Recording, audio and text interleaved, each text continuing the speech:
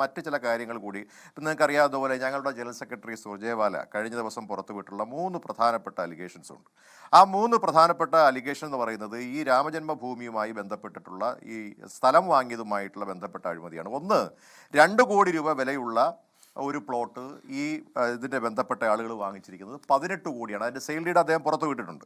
രണ്ടാമത് 2.9 കോടി രൂപ വിലയുള്ള വസ്തു 24 കോടി രൂപയ്ക്ക് അവരത് വാങ്ങിച്ചിരിക്കുന്നു. മൂന്നാമത്തേത് 9 കോടി രൂപ വിലയുള്ള ഒരു വസ്തുവിനെ 55 കോടി രൂപയ്ക്ക് ഈ ചമ്പത്രായ് എന്ന് പറയുന്ന ഇതിൻ്റെ ജനറൽ സെക്രട്ടറി വാങ്ങിച്ചിരിക്കുന്ന വിവരങ്ങളടക്കം പുറത്തു കൊണ്ടുവരുമ്പോൾ ഞാൻ ചോദിക്കുന്ന ഈ പണമൊക്കെ എവിടെ നിന്നാണ് ഇവർക്ക് കിട്ടിയിട്ടുള്ളത്? ഈ രാജ്യത്തെ നമുക്കറിയാവുന്നതുപോലെ രാമഭക്തന്മാർ നൽകിയിട്ടുള്ള പണം എടുത്തിട്ടാണ്. അപ്പോൾ 9 കോടി രൂപ വിലയുള്ള വസ്തുവിന് 24 രൂപ കൂടി കൊടുത്ത് വാങ്ങിക്കുമ്പോൾ ഇതിൻ്റെ എല്ലാം നഷ്ടം സ്വാഭാവികമായിട്ട് ഈ രാജ്യത്ത് രാമനെ വിശ്വസിച്ച് രാമഭക്തന്മാരായിട്ടുള്ള ആളുകൾ കൊടുത്തിരിക്കുന്ന കോടിക്കണക്കിനായിട്ടുള്ള രൂപയാണ്. ആ കോടിക്കണക്കിന് രൂപയെ ഈ സ്വകാര്യ ട്രസ്റ്റിൻ്റെ പേരിൽ എന്തും ഒരു തരത്തിലുള്ള അക്കൗണ്ടബിലിറ്റിയും ഇല്ലാതെ കഴിഞ്ഞ കുറേ കാലങ്ങളായിട്ട് 6-7 കൊല്ലങ്ങളായിട്ട് ഇവരിത് ചെയ്തുകൊണ്ടേയിരിക്കുന്നു. ഇപ്പോഴാണ് ഇതൊരു മഞ്ഞുമലയുടെ ഒരു അറ്റം മാത്രമാണ് പുറത്തു വരുന്നതാണ് എനിക്ക് കിട്ടുന്ന വിവരം.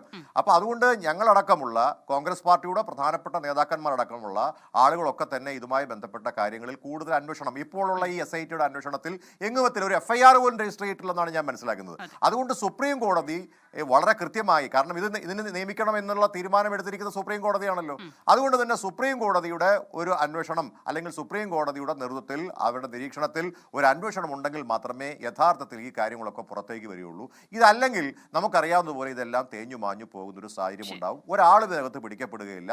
ഈ പറയുന്ന കുറച്ച് ആളുകൾ ഒരു 150 പേരാണ് സംശയാലുക്കളായിട്ട് പറഞ്ഞിരിക്കുന്നത്. 150 പേരെ ഇതിനകത്ത് ഏകദേശം 10-25 പേരെ മാത്രമേ ഒരു ചോദ്യം ചെയ്തിട്ടുള്ളൂ. അതുകൊണ്ട് ഇതൊരു തുടക്കം മാത്രമാണ്. ഇത് മഞ്ഞുമലയുടെ ഒരു അറ്റം മാത്രമാണ് ഈ പുറത്തു വന്നിരിക്കുന്നത്.